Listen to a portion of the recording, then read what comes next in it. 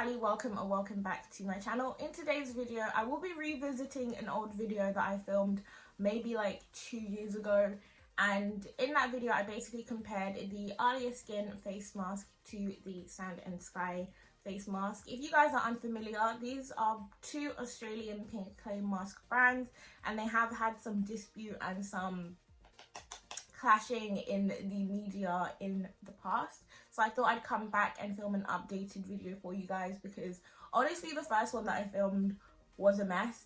I was in a dark room, one side had the window open so you could see the light coming in from one side, but today I've got sort of like an even light on my face, so if there are any differences we'll hopefully be able to see a lot better than what I did produce for you guys 2 years ago. If you would like to see the video that I posted 2 years ago on these two face masks, I will leave a link to both of the videos in the description box down below. Just a fair warning for you guys though, it's shambolic. I won't even lie, it's a terrible video. I ain't gonna lie to you, I ain't gonna do it. It's bad, period. So today I was kind of throwing some ideas around, seeing what I wanted to film for you guys today.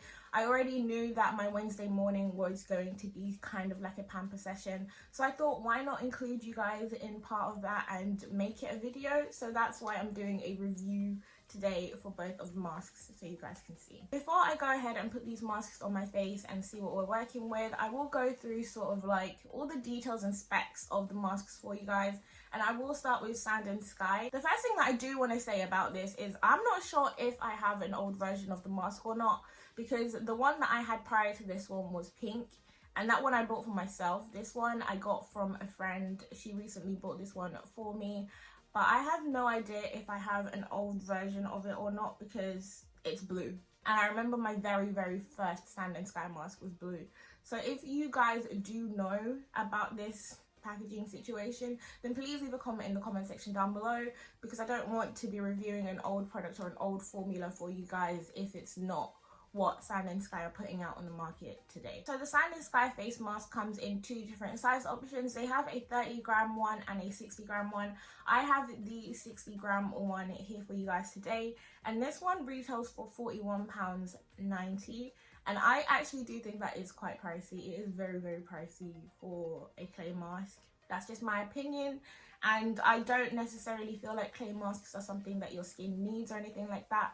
It's definitely more of sort of a luxury item that you just want to, it makes you feel good. And what this one claims to do is detox, invigorate, refine and brighten, all within sort of a 10-minute treatment process and things like that. But we're gonna see today, we're gonna see. And now for the Alya Skin clay mask. So this one retails for $59.99. However, it is on sale right now for basically half off. It is $29.99 on their website today, and it is substantially more expensive than the Sand and Sky clay mask. However, it does have double the product in it. So the Alya Skin mask has 120 grams of product in it, whereas the Sand and Sky one only has 60. However, when you are buying kind of skincare products and things like that, it's definitely a quality over quantity thing. I definitely wouldn't buy a product because it has more in it if it didn't perform as well as the option that had less product in it. So the benefits that the Alya Skin mask claim to have are essentially the same as the Sand and Sky one: refining your pores, brightening your skin and detoxifying, all of that stuff. It also claims to kind of help inflammation on your skin, which I do have a little bit here. So we are going to put the Alya Skin product on this side to see if it does anything for that inflammation that I've got right there and everything like that. In terms of how the products feel, the Sand and Sky one definitely feels more expensive. It's got sort of a, ceramic feeling packaging. The Alya Skin one is in a plastic container. Both products are vegan and cruelty free, so that is always a bonus. However, they both contain witch hazel as an ingredient, which I'm not completely crazy about. So this is what the Alya Skin mask looks like on the inside. As you guys can see, I have used a fair bit of it since I got it a couple months ago, and this is the Sand and Sky one with just about the same amount of usage, I'd say. And yeah, that is what they look like side by side. The Alya Skin one is a lot more pink or bright. This one is like a deep kind of pink in colour. And the smell, yep, this one smells exactly how I know it to smell. It smells, it has like a rosy scent to it. And the Sand and Sky one is definitely more of a clayey kind of smells like a moisturizer, but like one of the unscented ones. Like it doesn't have a strong scent of anything, whereas this one is definitely a full fragrance. So how I'm going to apply these masks is I'm going to put half on this side and half on the other side, and then we're going to wait for them to both dry, and then I'll come back. I'm just going to come close to the camera so you guys can see close up what my skin looks like now before I go ahead and put both products on. So my skin is freshly cleansed. Cleansed it just before I got up to film this video. So as you guys can see, I've got just some inflamed spots right here. I've recently got a lot of texture come up on my skin as well. I tried to do an oil cleanse and it just like messed up my skin. But yeah, my skin is relatively smooth. It's just I've got a lot of like marks of like hyperpigmentation and stuff. But that is my skin. Get up so you can see my pores.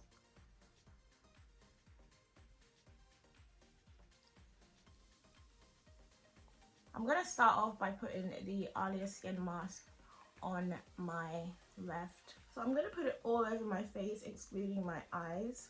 And I wouldn't normally do this. Sometimes I'll do like targeted areas. So I might just do my T-zone.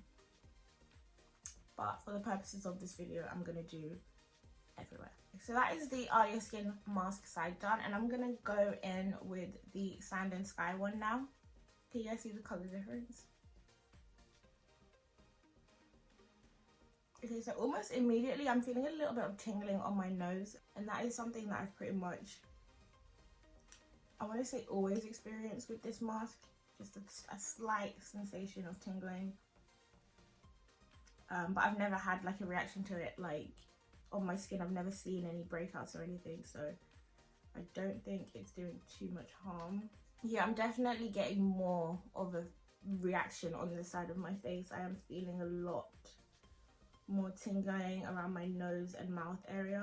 So 10 minutes isn't up, but as you guys can see on the Sand and Sky side, it is drying a lot quicker than the Alya Skin side. And I think that's one thing that I like about the Sand and Sky mask, is that because the color changes so dramatically, you can pretty much see when it's dry. However, the Alya Skin one, it's kind of goes from like a very blush pink to almost a white. However, this side is still very, very wet, you know? So it's been about 10 minutes since I put on the Alya Skin mask, and a lot of it is not dry yet. So the white parts that you guys can see are the parts that have completely dried. And these other parts here are still very tacky and still quite wet. The Sand and Sky mask, which I put on afterwards, most of it has pretty much dried now, as you guys can see. So it does dry faster than the Alya Skin mask does. So these parts are just slightly a bit more wet. However, these parts here feel dry. It's been about 20 minutes now. This one dried about 10 minutes ago. So it dried within the 10-minute time frame. And this one, it's still wet here. Like, it's still wet. Oh, no, I broke it. Oh dear. Yeah, this one is still wet on this side. And this one is pretty much dry.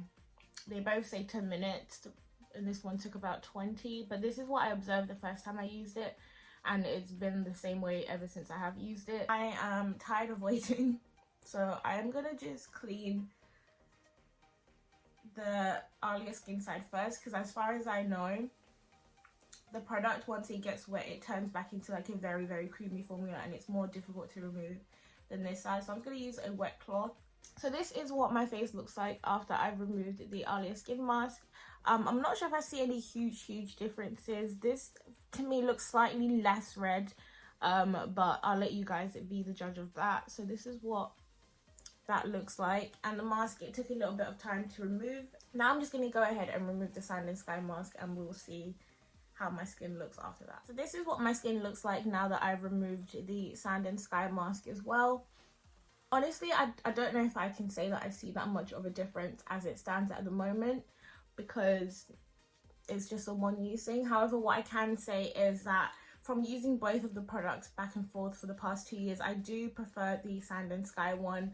And there's several reasons why I do, and the reasons I can think of off the top of my head are that the Sand and Sky one definitely dries a lot faster, so it's less time consuming, it's easier to remove, and it does leave your skin feeling smoother than the Alya Skin one does, especially in this area here. The Alya Skin one, where I've got these small tiny little bumps on the side of my nose, I can definitely feel them a lot more on the Alya Skin side. On the Sand and Sky one, it is very much a smooth feeling, and it just feels a lot more textured on this side of my face than it does this one.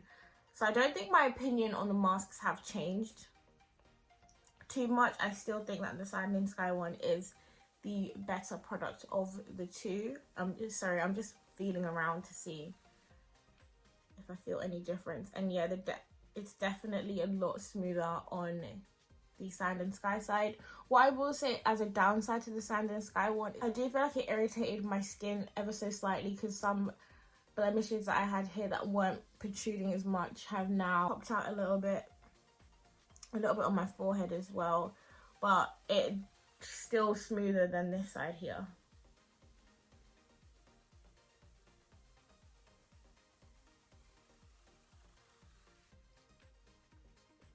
I actually, now that I'm looking at it,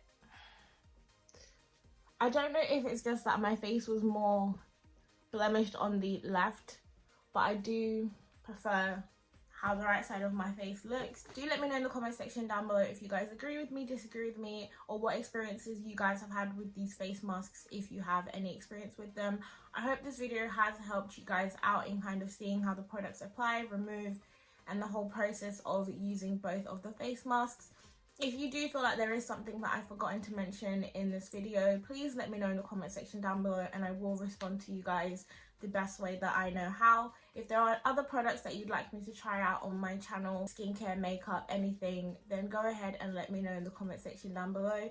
Leave a thumbs up on this video if you enjoyed it, and subscribe to my channel if you're not already subscribed, and I will see you guys in my next video.